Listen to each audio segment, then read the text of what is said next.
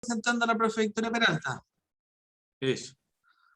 Bueno, damos inicio a nuestra tercera sesión de este seminario sobre historia de la educación de párvulos, y tenemos el gusto de poder contar tanto EBEP, APROJUNGI y el Centro de Educación y Cultura Americana que convocan con la doctora y maestra María Victoria Peralta.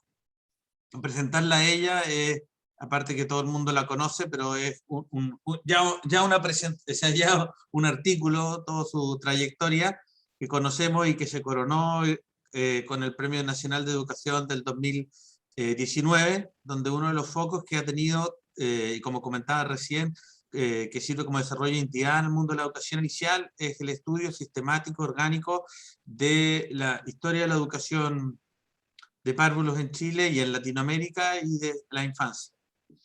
Esta cronológicamente debió haber sido la primera, digamos, que uno partía de atrás hacia adelante, pero por temas de agenda es la tercera y tenemos el gusto de poder contactarla. Aparte, Sandra graba estas presentaciones y después uno puede verlas si quiere en orden cronológico. Así que sin más presentación, le indico a la profe Victoria Peralta que la idea, más o menos, es que haya una media hora de presentación y después un espacio libre de preguntas. Así que sin más, profesora Peralta. Muchas gracias, Benjamín, Sandra, las instituciones que organizaron por esta instancia de poder estar con colegas interesados en mostrar un poco parte de esta extensa investigación que ha sido el ir conociendo realmente los inicios de la educación parvularia en Chile, que ha marcado realmente una historia nueva. Porque yo cuando era estudiante de educación parvularia en la Universidad de Chile, ¿no? Me decían mis profesoras tan queridas, ¿no? Que el primer jardín infantil de Chile era 1906, lo celebrábamos todos, ¿no? Estaban equivocadas en partes, ¿no?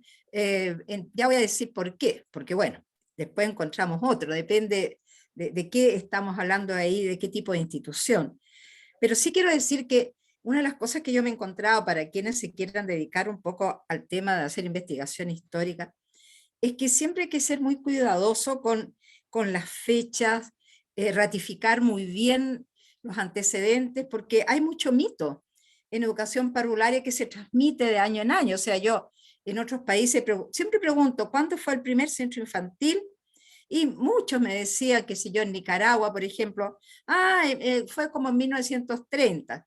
Yo investigué y era en 1864 también.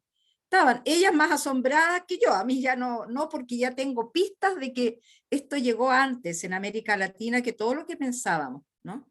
Por eso que esta investigación, que son resultado de muchos años y de varias publicaciones que ustedes las van a ver aquí, hace una síntesis de estos primeros centros, y creo que es muy importante, ahora que vamos a iniciar el mes de la educación parvularia, en términos de identidad, sé que hay estudiantes, sé que hay colegas, ¿no? Porque somos un nivel con mucha más historia y experiencia, saber, equívocos y de todo, ¿no? Pero eso tenemos que aprovecharlo a favor de nosotros, ¿ya? Bueno, ay, ya me pegué otra vez, algo pasa.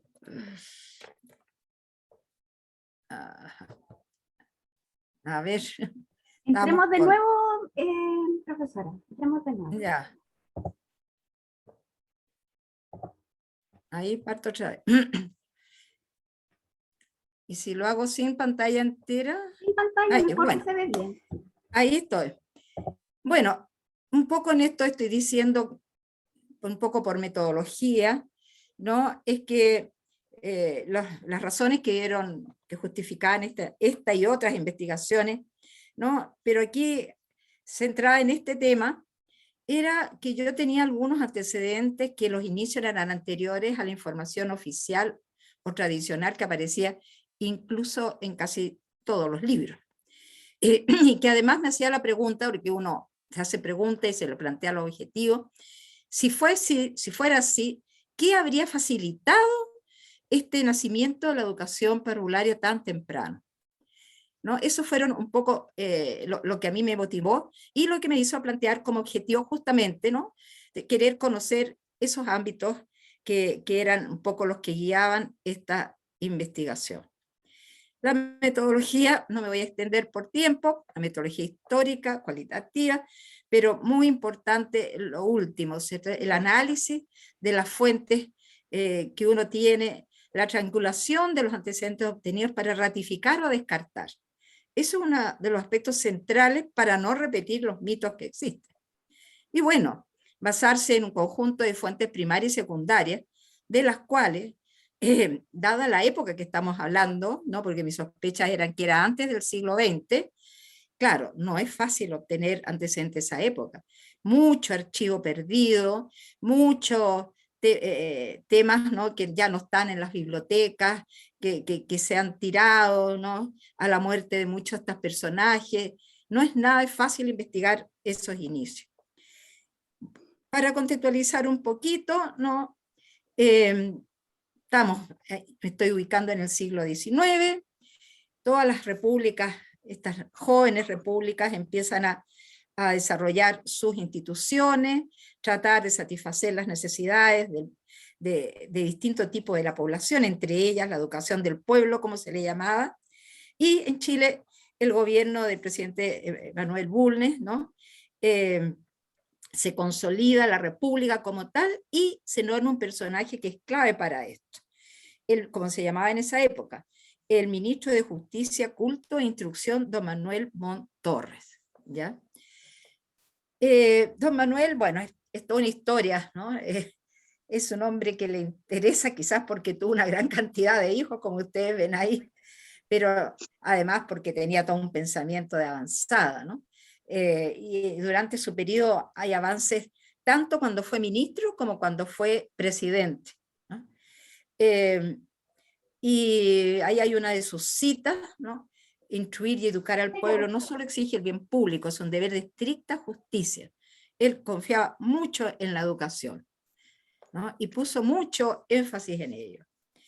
Estando de ministro, ¿no?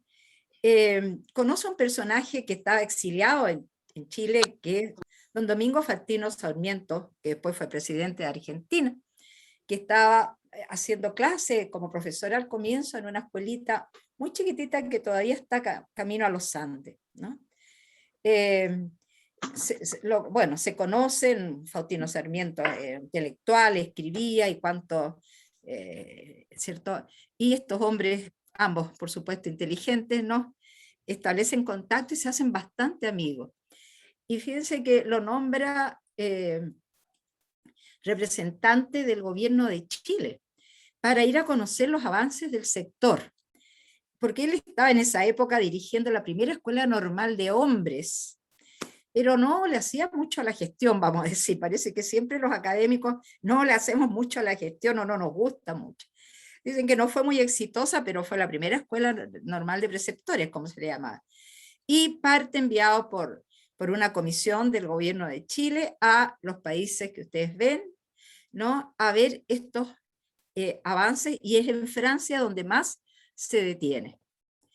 Y visita, entre todo lo que visita, ve a intelectuales, va a ver liceos, va a ver escuelas normales, conoce en ello, ¿no? Las llamadas salas de asilo en ese momento, ¿no? Que ya las salas de asilo tienen dos etapas en su historia. Al comienzo fueron asistenciales, ¿no? Y después se convierten en educativos. En esta época, quien las conoce ya eran educativas, ¿no? Y justamente en su informe, que es un clásico de la educación popular, que ustedes lo ven ahí, de 1849, Sarmiento escribe, ¿no? Durante de las salas de asilo, y miren, y dice, y por medios que tienden a desarrollar la inteligencia, mantener despierta la atención y adornar la memoria. Aprenden a leer, escribir, contar y cantar, porque el canto con ejercicio es bueno, es muy bueno, y además le da agrado a la enseñanza, ¿no? El niño sale para la escuela primaria, qué sé yo.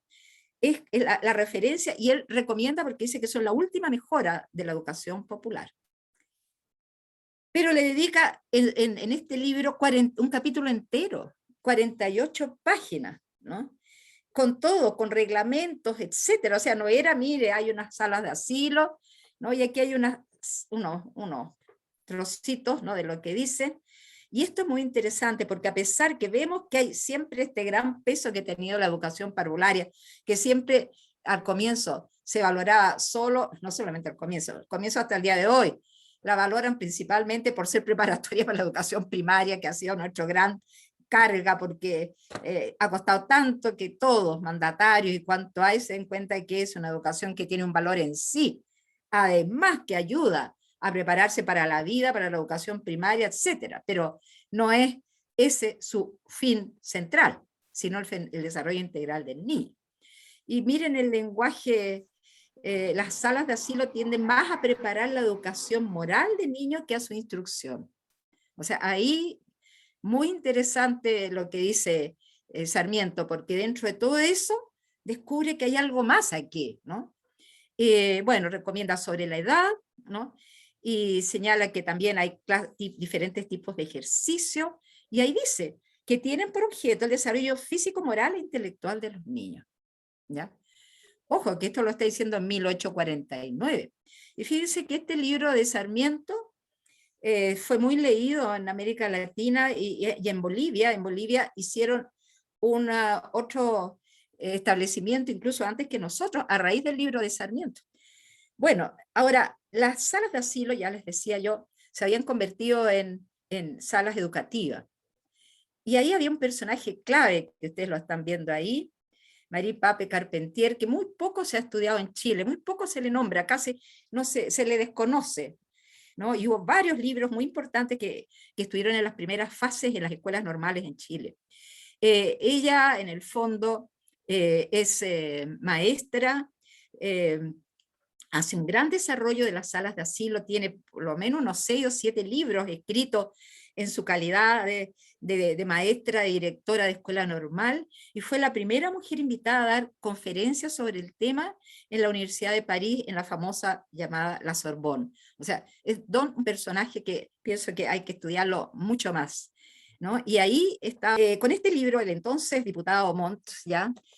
Quiere hacer una ley, hace una ley, ¿no?, para mejorar la educación, pero en realidad en esta ley él trata de hacer una serie de medidas, ¿no? Y no todas se toman en cuenta. De hecho las de la sala de asilo no se toman en cuenta, sino el primer énfasis y prioridad que había era crear escuelas, las escuelas de letras, así que se demoró, y no fue sino hasta que sale la Ley Orgánica de Instrucción Primaria del 1860, que en su primer reglamento, ¿no?, incluye un título que dice que se debe facilitar la creación de una primera escuela de párvulos, ¿ya?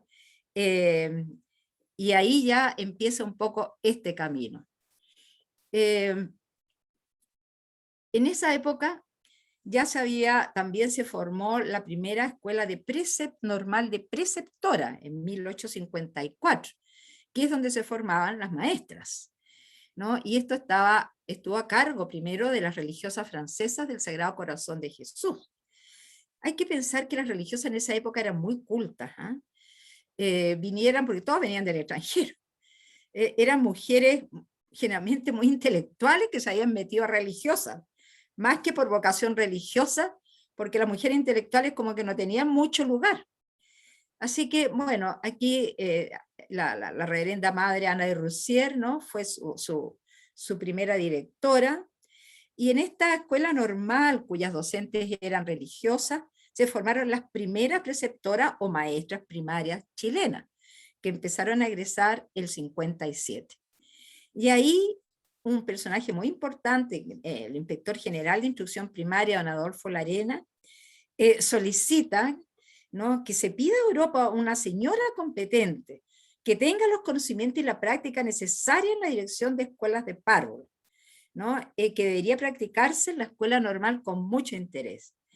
En esta escuela es donde se formaron las 2 primeras maestras que trabajaron en la primera escuela de párvulos, que deberían ser nombres que las deberíamos conocer todas, porque todos conocemos a doña Leopoldina Malushka, que fue maravillosa, pero es tiempo más adelante.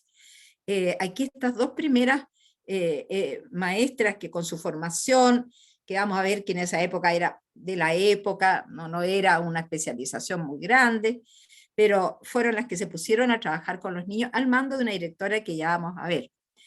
Carmen Torres y Emilia Lavín. O sea, en la historia deberían quedar sus nombres. La Escuela Normal de Preceptora empieza a funcionar, bueno, hay informes de la cantidad de recursos que necesitaba, qué sé yo, y empezaron también a ver críticas, ¿no? Como que hallaban, este es el informe de educación, ¿no? En que dicen que los métodos, ¿no? Hay que hacer algo en eso, empiezan delicadamente, ¿no? Es que necesita una formación más especializada que un monasterio, ¿no? Por eso es que don Manuel Montt logra finalmente conseguir otras religiosas que son las hijas de la caridad, ¿no? En 1855, que ahí ustedes ven a su visitadora de la provincia de Chile, como se llama estas divisiones religiosas, ¿no? Que son, la mayoría ubica a las hermanas de a las hijas de la caridad por estos, ¿cómo se llama? Estos sombreros, no se llaman sombreros. Bueno, después va a venirse el nombre, tiene un nombre especializado. Por ahí me dicen algo, pero grandes, porque se veían, eran muy conocidas y todavía hasta el día de hoy, en los hospitales, ¿no?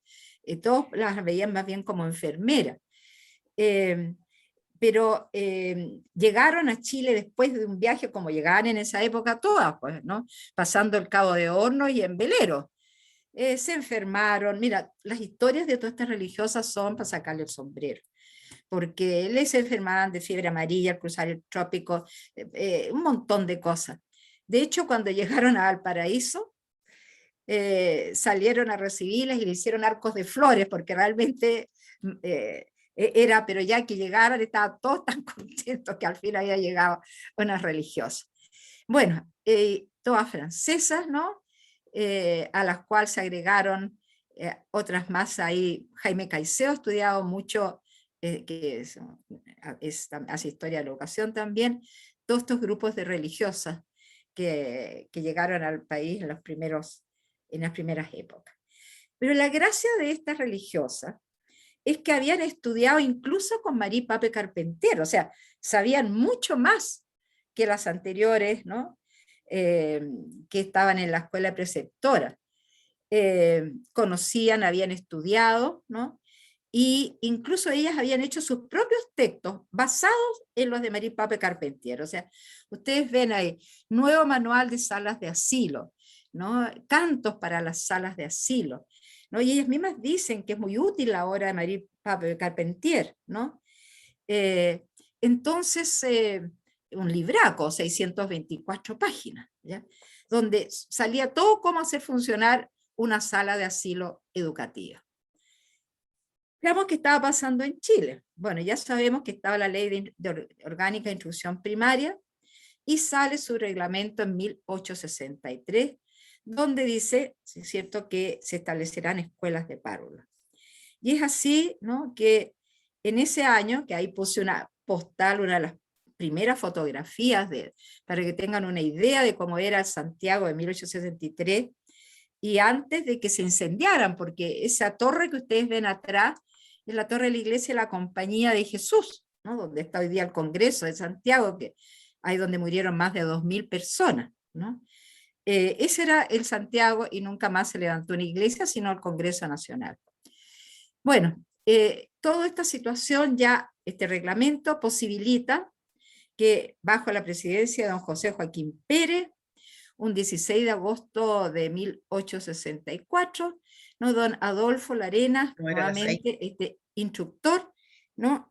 Nos queda hoy más rápido, propone el formar esta escuela, Pero ¿no?, por eso, pues era las 6. esta escuela de párvulos, con niños de 3 años para arriba.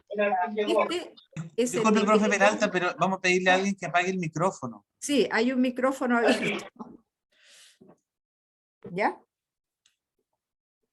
Este es el decreto del diario El Araucano, que hacía un poco como de diario oficial, ¿no? Donde sale y nombra ahí donde está la flecha, la letra está muy chiquitita, el funcionamiento de esta escuela. O sea, ahí es un establecimiento de índole fiscal, ¿no? Con plata en el departamento de Santiago. Y es muy bonito, todo dice, es el primer ensayo que dice el informe que hace el ministerio en esa época, que se hace en el país. Eso es muy interesante. O sea, el Ministerio de Educación dice que este es lo primero que se hace, ¿no? Y que es algo que se está aplicando en Francia. Por tanto, la educación parvularia chilena y también de varios países latinoamericanos, sus primeras bases son de pedagogía francesa, no alemanas como fue el conocimiento que existía hasta esa época. En los informes, ¿no? Uno va encontrando más antecedentes, ¿no? Del funcionamiento que funcionaba en el populoso barrio La Maestranza, que es la calle Portugal ahora, es donde están los restos, ahora hay una universidad, pero atrás está la antigua escuela, el edificio muy bonito.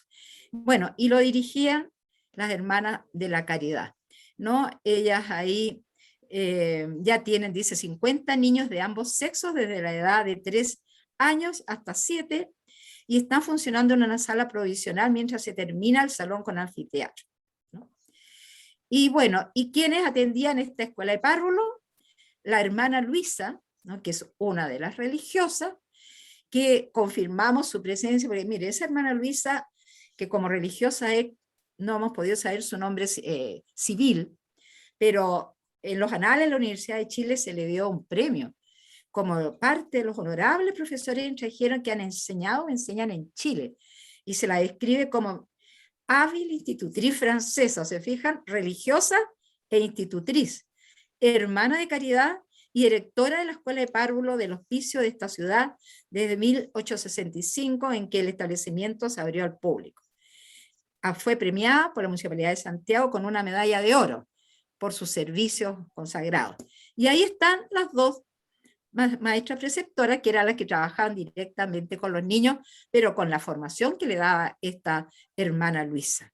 Carmen Torres, ahí había un error, nombrada el 6 de marzo de 1866, su sueldo, y doña Emilia Lavín con el mismo sueldo. Bueno, no voy ahí, pero hay cosas bien anecdóticas. La educación parvularia, las educadoras se enferman mucho por el trabajo con niños pequeños. Se enfermó doña Carmen Torres, pasados los meses, ¿no? Y ahí sale una licencia, ¿no? Que ella está pidiendo como ayudante de la escuela de párvulos, que lo escribían con B larga, bueno, de haber sido una razón, pero ella está pidiendo licencia por enfermedad. Eso un tanto anecdótico. Bueno, hay informes, voy a seguir adelante, se crea una segunda escuela de párvulos en 1870, y sigue saliendo en los boletines de instrucción pública. Y aparecen también varias más. Ahora, con el tiempo, también aparecen las primeras críticas, porque ya se estaba conociendo en Chile el nacimiento, que ya se hace mucho tiempo, pero que se demoró un poco en llegar, de los primeros kindergarten, jardines infantiles de base froebeliana, ¿no? Entonces, dice, no hay entre nosotros salas, jardines infantiles, ¿no? Y cuando quiere decir con eso, como que no le reconocen que estas escuelas de párvulos, que usaron este nombre que se usaba en España, ¿no? No les reconocen tanto, ¿no? Porque se centran ahí en un tema que realmente era las edades. Dicen que no, nuestras escuelas de párvulos se reciben niños de 3 a 8 años, o sea, ya al recibir 3, 4, 5, 6, eran escuelas de párvulos, ¿no? Entonces hay todo un tema ahí de qué entendían que tenía que ser el tipo de niño que asistiera. Pero estaban llegando, como les decía, y además personeros muy importantes de la educación chilena, como don José Abelardo Núñez, Valentín Letelier, habían visitado kindergartenes europeos, o sea, froebelianos. Y en Chile empiezan a instalarse estos primeros centros, pero en el ámbito privado, ¿no? Y así eso hace que como que estas escuelas de párvulos que tenían este otro enfoque francés empiezan a desaparecer y empiezan a aparecer básicamente, ¿no? Los kindergarten de influencia froebeliana. Pero la importancia, ¿no? Es el carácter fundacional, reconocido, con dineros públicos, ¿no? Y ya con una formación especializada, como traían estas religiosas, estas hermanas de la caridad, en el ámbito de la educación parvularia.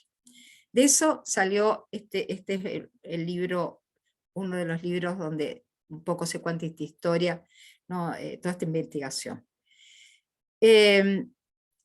Pero los otros jardines infantiles, como digo, ya de base froebeliana. Y el primero kindergarten fue el del Santiago College, que era en esa época, no este Santiago College que conocemos ahora para un sector muy acomodado, este era de la escuela metodista. Aquí vinieron obispos y maestras especializadas, una había especializada en kindergarten, a fundar este colegio que era más bien para la colonia estadounidense, ¿no? Y para los que tenían, por supuesto, eran metodistas, que no tenían otro lugar. Ustedes ahí ven una foto, ¿no? Y ahí ustedes ven en las primeras filas donde hay párvulos chiquitos, ¿no? Están ahí. Y esta sala muy elegante que se ve abajo, ¿no? Era la sala del kindergarten, ¿no? Pero también los alemanes, el kindergarten había nacido en Alemania, ¿no? Y es así como el Deutsche Schule, ¿no? Que estaba, por supuesto, en otro lugar, ¿no? Ahí se inauguró en 1898, porque antes habían abierto unas salas de juegos, ein Spiel, le llamaban Schule, una escuela de juegos, pero kindergarten con María Kinecke se abre en 1898. Después el colegio se trasladaba a otro local, y bueno, se ha cambiado muchas veces, estuvo en Antonio Vara la última vez antes de cambiarse hacia arriba. Yo en Antonio Vara vi, cuando era estudiante, trabajar método froebeliano con material froebeliano, ¿no? Con maestras alemanas, ¿no? Y yo entré a estudiar la educación parvularia en 1968, así que en esa época todavía estaba. Y todo ese material que estaba lo regalaron a la Universidad Católica, porque después ya no siguieron trabajando en Froebel, y un día lo encontré botado en el patio de la Universidad Católica, ¿no? Y quise guardarlo y dijeron, no, lo vamos a guardar, y una vez más desapareció. Hay otros, en Valparaíso, ahí les dejo el Colegio Alemán Católico Kindergarten, ahí para que los amigos de OMEP vean un poco qué pasó con esas historias. Pero fíjense que hay otro tipo, cuando dicen, oh, es que hoy día son muy modernos porque tenemos centros subvencionados. Antes que fueran 100%, digamos, fiscales, porque el primero sí fue fiscal, pero antes que subiera el primer kindergarten fiscal, que va a ser el de la escuela normal número 1, existieron kindergarten particulares que eran subvencionados por el Estado. Y dos de ellos son los que ustedes ven, los más famosos. El kindergarten católico, está ubicado en la Alameda, y lo dirigía esta señora que ustedes ven ahí, Fanny de Retamal Balboa, esposa de un gran educador de la época, que tenían libros, a los dos hacían libros, ¿no? Y el kindergarten Santiago, que ahí también ustedes ven, no, la foto que está aquí es del kindergarten católico, que están haciendo ejercicio. Pero el gran primer kindergarten fiscal, que es donde empezaba antes a enseñarse en Chile, que había comenzado la educación parvularia chilena, fue el de la Escuela Normal de Preceptoras número 1, ¿cierto? Que comienza cuando traen a esta maravillosa mujer, ¿no? Que fue doña Leopoldina Malushka, que fue contratada, ¿no? Ella era austríaca, ¿no? Realmente, en la delegación alemana, sí, y viene con su familia a Chile, y esta mujer que era especializada en Froebel, ¿no? Y en el libro que ustedes están viendo ahí está toda la historia que me la contó su hija antes de morir. Tuve la suerte de conocer a su hija, ¿no? Y también la suerte de tener parte de sus archivos, que también desaparecieron después. A mí eso me acongoja, pero parece que ya tuve la suerte en esa época de poder fotocopiar algunas cosas pero los originales casi todo se perdió. Este kindergarten maravilloso, porque era kindergarten 100% con planificaciones, como era el jardín de aplicación de la Escuela Normal Preceptora, ¿no? Así que ese es toda una historia que en otro momento se las contaremos. Pero también, como esto era y los primeros establecimientos, la sala cuna admite todo un tema aparte, el cual también hice un libro especial que lo están viendo en ustedes, desde expósitos, o sea, los niños que estaban fuera de la iglesia, porque los recogían, ¿cierto? Los dejaban en la puerta de la iglesia o en ¿cómo se llama? El torno, ¿no? que habían en los conventos, ahí dejaban las guaguitas, ¿no? Por eso que expósito, el que está afuera, significa eso, ¿no? Solamente existían las crèches, que eran salas cuna asistenciales, que son las que ven ustedes abajo, que las damas de la sociedad fundaron, ¿no? Y hay una sociedad que existe hasta el día de hoy. Pero aquí sucede algo muy importante, la creación de la ley de salas cuna en 1917. Porque a partir de esa empiezan con bastante tiempo las industrias. No fue instantáneo, fue primero pura ley. Se obedeció muy poco a crear las primeras salas cunas, ¿no? Primero laborales, y después, ¿no? Vino la primera sala cuna educativa, que ya la vamos a ver. También los primeros Casa de Bambini Montessoriano, ¿no? El primero en Chile empieza en 1927 en la Escuela Normal. Y es muy interesante porque María Montessori, que la están viendo ahí, con su hijo, ¿no? Que está al lado, un hijo que se conoció ya grande, ¿no? Se ocultó al comienzo, o sea, la familia, el papá, porque era hijo natural de ella, se lo quitó realmente y ella lo recuperó después. Es otra historia que es bien especial. Bueno, también toda esa historia está ahí, y ustedes ven en la portada, hay una foto de ese jardín montessoriano y de todas las montessorianas que empezaron a formarse y a difundir estas casas de Bambini. Pero también llegó, porque ya estaba todo, ¿no?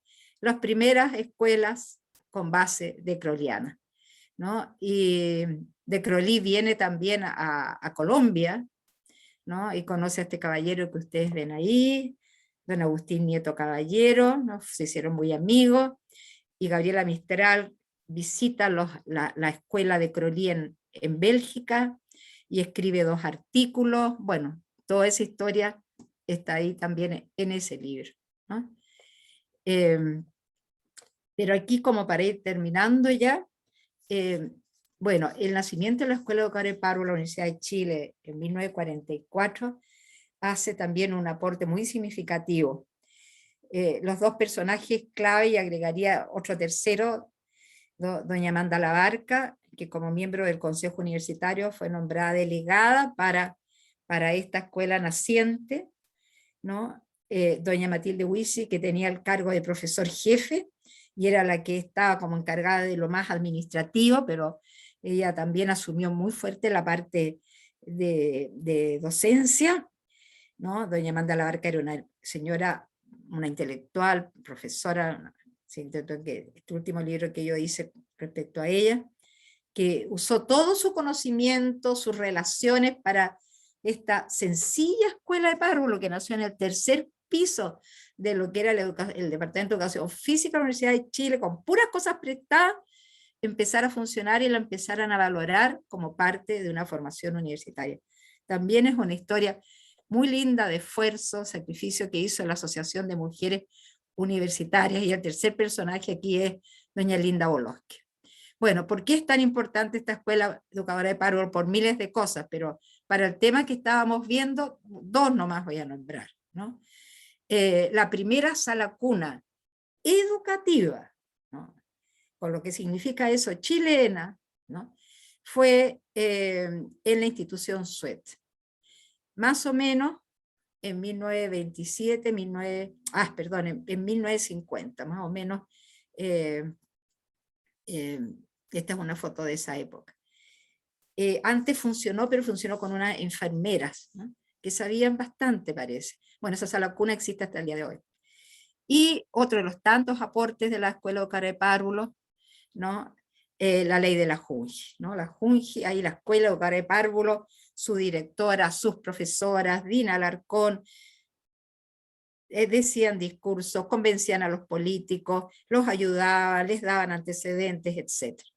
Y bueno, así llegamos más o menos al tiempo para que puedan tener unos minutitos de preguntas. Yo diría que todos esos son los primeros, un poco contaba a la rápida, pero esto permitió que en los 150 años, o sea, en el 2014, se celebró en La Moneda una exposición que prepararon los organismos Junji Integra, pública, sobre la primera escuela pública de párvulos en Chile. Y ahí muchos, sobre todo los mandatarios, ¿no? Aprendieron, y ministros, que la educación parvularia era mucho más antigua y tenía mucho más que contar, ¿cierto?, que lo que se sabía. Y bueno, ahora estamos todos haciendo educación parvularia a la luz de los complejos tiempos que enfrentamos. Y yo me despido de esta presentación diciendo a las queridas colegas, al empezar este mes, tenemos que tener algunas formas. Yo he hecho todo lo que he podido, escrito cartas, mensajes, he hecho contactos, para que en la nueva Constitución la educación en general tenga un mayor lugar que el que estoy viendo, que está metida en una comisión como uno de tantas. Y la educación, tenemos mucho que decir en todos los niveles, para que sea esa educación humanista, con cualidades humanas, integral, inclusiva, intercultural, todo lo que queremos de ella, ¿no? Y yo veo que estamos muy metidos en muchas cosas que son importantes, pero la educación tiene que decir ahí que es un derecho social, que empieza desde el nacimiento, que tiene diversas formas de hacer, formal, no formal, informal, si usamos una de las clasificaciones de UNESCO, ¿no? Y de ahí darle el lugar que se merece después de estos ya cuántos, más de 155 o 6 años, ¿sí?, de existencia. Pero ahí, por eso que agradecía yo recién ahí a OME Valparaíso, que hizo un apoyo a una de las publicaciones que yo he hecho, pero aquí hay varias instituciones metidas en todo esto, ¿no? Que pueden también pedir algún tipo de entrevistas con los constituyentes. Hay colegas, educadores, profesores. Tenemos que hacer algo para que la educación salga más en la nueva Constitución, que hasta ahora lo que vemos que está saliendo, ¿no? Hay mucho interés por lo político, que es fundamental, pero tenemos que hacer una educación coherente con ese Chile que queremos formar, ¿no? Si no, ¿quién va a formar el Chile del presente y del futuro si la educación no prepara para eso? Si no, vamos a seguir con los problemas, con una pérdida de valores, porque en este Chile ha habido una pérdida de valores increíble, ¿cierto? La corrupción ha salido por todos lados, con todo respeto, lamentablemente, ¿no? La poca solidaridad, etc. Y eso es educación desde que nace. Así que con eso termino, y ahí entrego a Benjamín, ¿no? El micrófono. Muchas gracias. Muchas gracias, maestra, por esta muy interesante, ilustrativa, iluminadora presentación sobre la historia de la educación inicial y de párvulos en Chile. Vamos a hacer un cambio respecto a la modalidad. Les voy a pedir que antes de partir las preguntas y las intervenciones, puedan las personas que quieran prender la cámara y nos vamos a sacar una foto, porque al final lo hacemos al final y siempre se va más gente. Entonces, y ya que la profesora Peralta superó el récord, teníamos 33 de récord y ahora tenemos 35, aprovechemos de prender las cámaras y poder sacarnos una foto, poner cara de foto. Estoy rellenando para que prendan las cámaras, tengo complejo de Don Francisco, o de animador, en fin, lo que cada uno le guste, para poder prender las cámaras y poder, Sandra, tú sacar una foto, por favor. Pongamos cara de foto para poder después difundir. ¿Ya, Sandra? Listo. Lo segundo, recordar que esta conferencia, como todas las otras del ciclo de Historia de la Educación de Párvulos, que ya llevamos la tercera, están siendo grabadas y después serán distribuidas por Sandra, que es parte de la organización, por EBEP y APROJUNGI, por el correo. Así que cualquier persona que quiera se puede comunicar con ella. A lo mejor, Sandra, si pones tu correo en el chat, sería bueno para poder difundir esta interesante actividad. Y sin interrumpir más, dejo abierta la palabra a intervenciones, comentarios. Tal vez Blanca, que está haciendo una pregunta, si la puede hacer vía voz o si quiere la leo, como quiera. Que ya hay una pregunta. Saludos a la profesora Victoria. Hola, Blanca. Sí, bueno, mi pregunta estaba orientada a, dentro de sus investigaciones históricas, ¿qué fue, según usted, lo que atrajo la educación inicial a América Latina? Porque ya nos está dando varios como episodios en muchos países que se había instaurado esta educación inicial. Entonces, ¿qué fue lo que atrajo? ¿O qué es lo que hace llamar a esta educación inicial? Eso. Bueno, lo que es un poquito, yo sé que fue medio rápido, pero por el tiempo. Las repúblicas querían instalar sus instituciones, desarrollar, por ejemplo, ¿no?, una educación para las masas populares que eran casi todas analfabetas, ¿no? Entonces empiezan a preocuparse de la educación y forman las escuelas de primeras letras, ¿no?, todos estos organismos que era educación primaria. Pero para eso siempre se tenían en esa época los ojos puestos en Europa principalmente, y empiezan a llegar libros de educadores como los que nombré también chilenos, enviados por el gobierno de Chile, o sea, por todos los gobiernos latinoamericanos en realidad, a ver qué es lo que estaban haciendo en Europa para aprender y traerlo, porque todos querían tratar de desarrollar. Bueno, y claro, cuando iban a ver las escuelas, que fue lo primero que instalaron, al lado muchos de esos se encontraron que había este kindergarten o estaba la sala de asilo, te fijas, educativa, y también las reportaron. Ahora, la mayoría pensó que eso era muy bueno para ayudar que los niños entraran a educación primaria, o sea, de ahí viene un poco la historia de la sobreescolarización de la educación parvularia. Pero lo interesante es que las primeras fundadoras, porque hay, por ejemplo, hay una Juana Manso en Argentina, maravillosa, muy amiga de Sarmiento, se empezaron a dar cuenta, cuando se aplicó aquí en América Latina, que estaban mal aplicando. Le decían, yo estoy hablando de como 1890, que ella decía, tienen que entender que el centro infantil no es para que aprendan a leer y escribir, sino para que se desarrollen en todos sus aspectos. Y en esa época hablaban de desarrollo moral, etcétera, o sea, otro lenguaje, ¿ya? Entonces, claro, posiblemente los mandatarios y ministros una vez más pensaron, estos van a formar mejor los niños a aprender a leer y escribir. Pero las que lo estudiaron, las que leyeron realmente a estos autores, a Froebel, a Montessori, a Descrolí, a Marie Pape Carpentier, se dan cuenta que no, que era otro asunto. Pero desde ahí ya empezó este problema que aquí no entendían, y todavía tengo que decir, todavía algunos no entienden que el asunto no es solamente, ¿cierto?, un preparatorio para educación básica. Oye, qué agrado, veo unas caras, bueno, muchas caras de amiga, pero quiero saludar especialmente a la querida Esther Prez, que es toda parte de la historia chilena también. Le envío un besito, pero está la profesora Mónica Mange, Olga Casanova, la Lucía Moyano, está María Pía Julio, está Marcela Lara, está, bueno, mejor que no diga más quiénes están, si no se van a enojar las demás. Vamos, ¿alguna otra pregunta? ¿Alguna otra pregunta? Yo también quería saludar a todas las personas presentes. Yo creo que hay varias directoras de carrera y docentes académicas de educación de párvulo, como esto se va a difundir para que después se lo puedan difundir a sus alumnas, y también un cariñoso abrazo a la profe Esther Prez, que me ayuda mucho en mis investigaciones, una gran, y ella salió de la tercera generación de educadoras de párvulo. Olga, hable usted.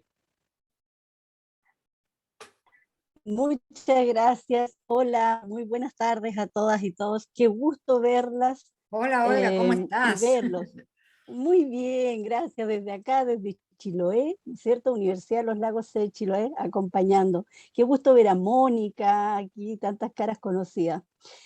Tengo una pregunta, maestra, a ver si nos ayuda a reflexionar a todos y todas. Y dice relación con qué elementos elementos o características, cualidades de la educación parvularia de los primeros años usted extraña en la educación parvularia que se da hoy en día? Y por otro lado, ¿qué elementos de la educación parvularia considera que hemos avanzado, que han servido en la actualidad para mejorar nuestra educación?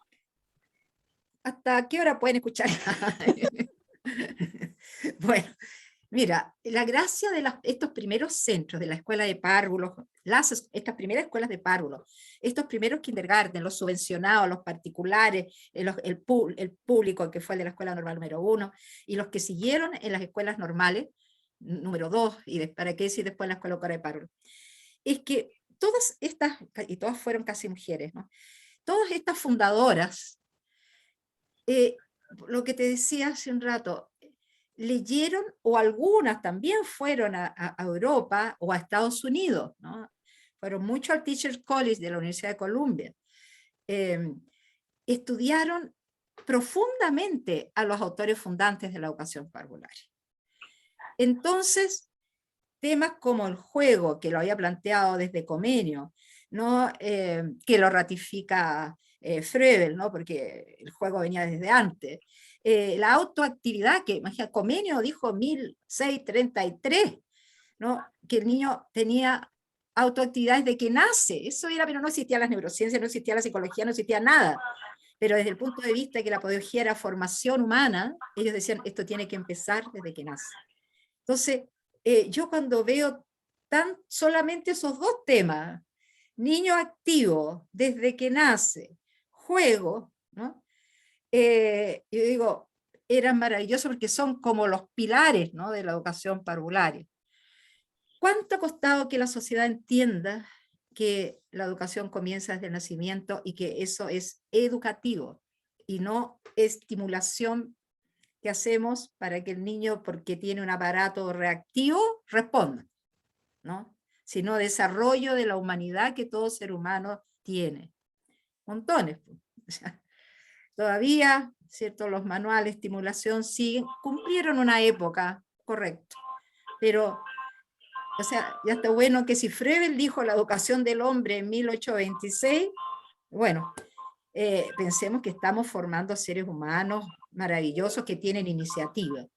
Ese grado de iniciativa de las guaguas, por ejemplo, que Reggio Emilia y los planteamientos de pedagogía postmodernos han tomado, la sociedad actual, incluso a nuestro nivel, todavía no logra entender lo que es que las guaguas tienen iniciativa, que no son unos seres que están ahí inmóviles. Entonces, que no hay que estar comprando un montón de cosas tremendas, ¿no? Para que el niño reaccione. Es otro tipo de trabajo. Juego ha pasado por tantas cosas. Se ha abusado y mal usado el juego, porque en vez de ser el juego con ese propósito de placer, de creativo, imaginativo del niño, se convirtió en una metodología y se les olvidó el juego como fin, parte de la existencia de ser niño-niña. ¿Te fijas? Entonces a mí, con todo respeto, cuando me dicen, venga a dar una charla y háblenos sobre el juego, yo le digo, no, fíjate, yo me resisto a eso. Lo hizo Comenio, le digo, en 1633, yo creo que 400 años sobre el juego, hay miles de personas, y es tan sencillo a veces como dejar al niño en un ambiente de aprendizaje interesante y ver el maravilloso juego que desarrolla, ¿ya? Entonces, hay muchas cosas que nosotros ya están inventadas hace mucho tiempo, y más bien lo que hay que hacer es aplicarlas, ¿no?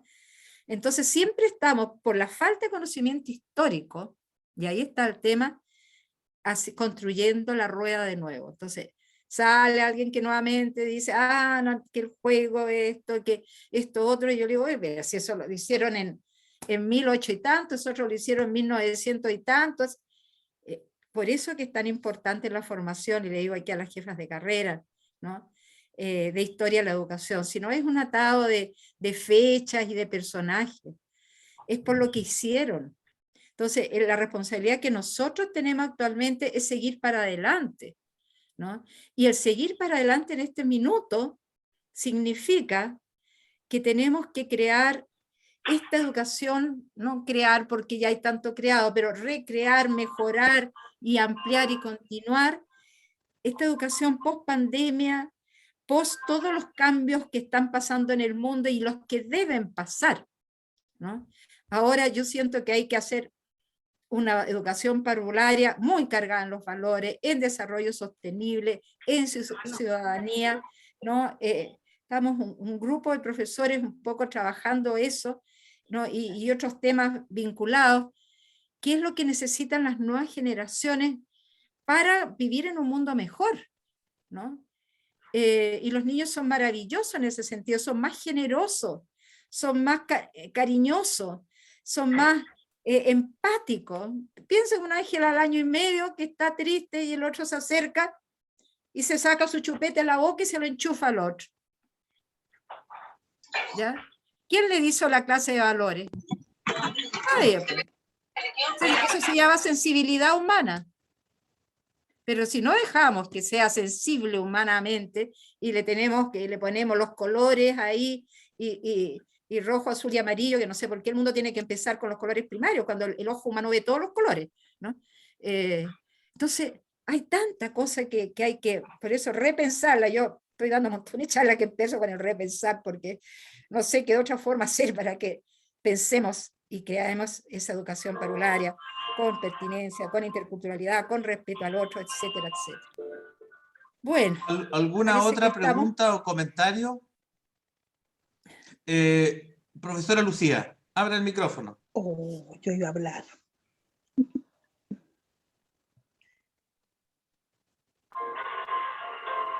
No, desapareció. Sí, tiene que prender el audio. Justo se fue. Yo había pedido la palabra, había levantado. Perdón, Miriam. Maestra, usted fue mi profesora, así que yo me emociono profundamente con eso.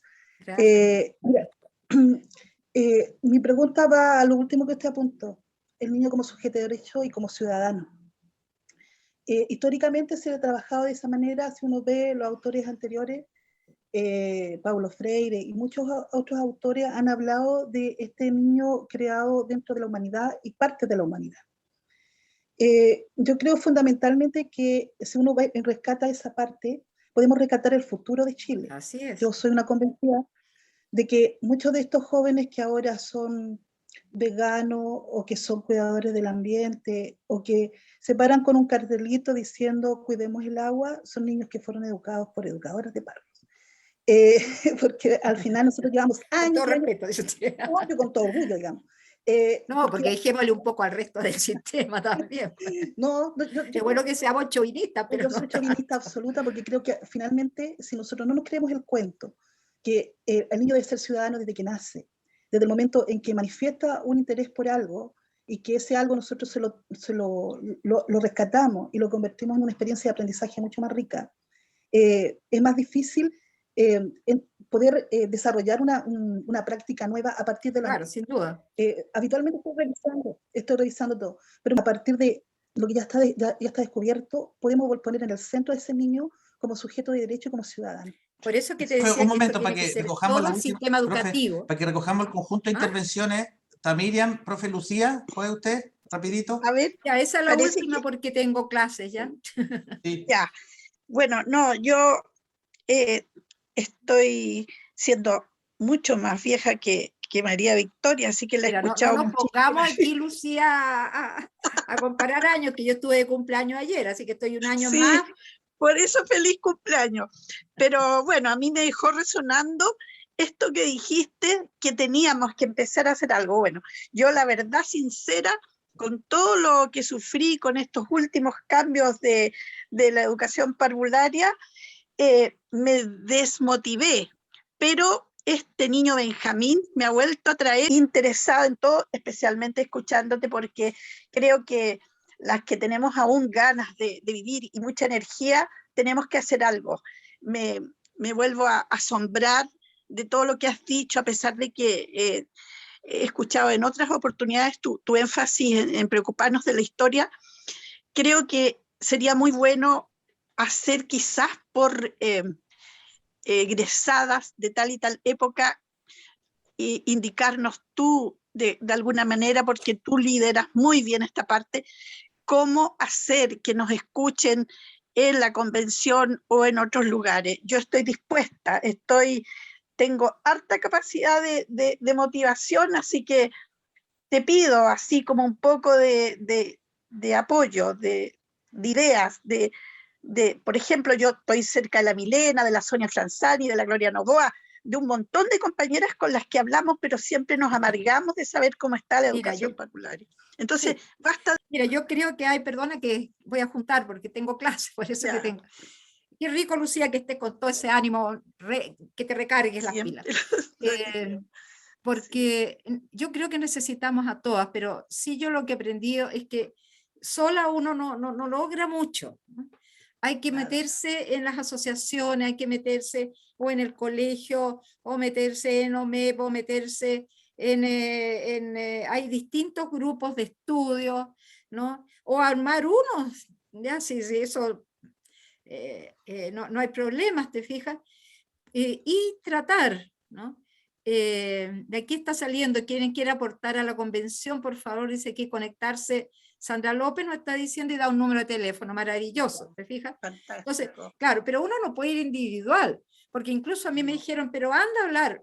Yo he estado tratando de conversar y tengo una reunión la próxima semana con los otros Premios Nacional de Educación, porque que vaya yo sola, ¿te fijas? Se supone que deberíamos estar todos los premios nacionales siendo consultados por la convención, ¿no? Porque para algo nos dieron los premios, ¿no? Y estoy hablando en ciencias, en todas las áreas, ¿no?